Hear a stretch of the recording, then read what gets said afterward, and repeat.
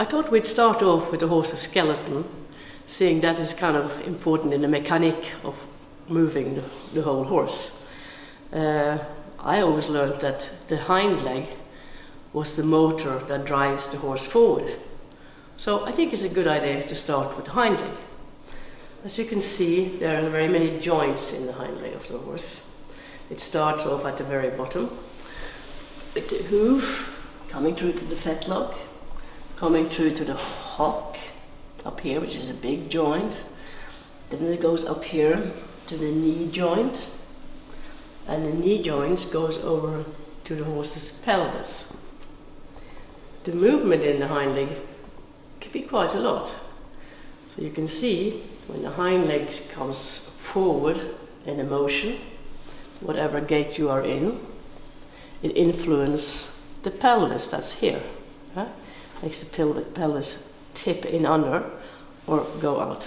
So the hind leg reminds me a lot about my own arms. So the horse's hind legs remind me about my own arms. Many joints coming through.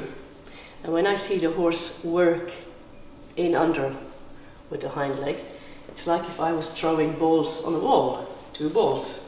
If I'm very close to the wall, this little movement, which would be more like a riding school horse. If I go further away, quite far away, I'm like chucking the balls like this, which is often a horse that's maybe a little bit slow in the hind leg. The ideal horse is the horse that's standing here and has a very nice rhythm of throwing the balls on the wall. These things I can influence when I'm riding. So if I have a horse that's a little bit far out and chucking quite long balls, I can improve it if I am a little bit faster in my lower leg, or maybe if I use my voice like a little, or maybe I need to use my stick just behind my lower leg. That makes the horse a little bit quicker and maybe teaches us to come quicker in. Also other work like cavaletti and other things like that can be good for that kind of improvement. And another thing that the horse sometimes does, if you see the hind leg working like my arms, sometimes they chuck in the balls like this, or like this. And it's my job, with my balance, with my leg, and how I guide the horse through my reins, to bring the hind legs in to this nice, similar way of moving.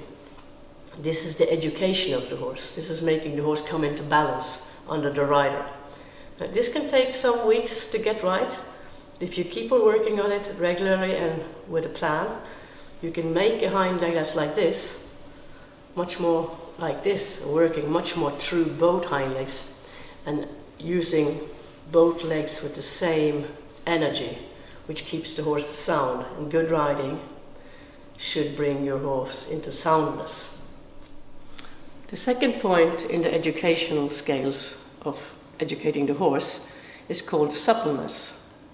There are signs that the horse is supple, like it will have foam on its mouth, the back will be swinging, the tail will go backwards and forwards in a nice rhythm.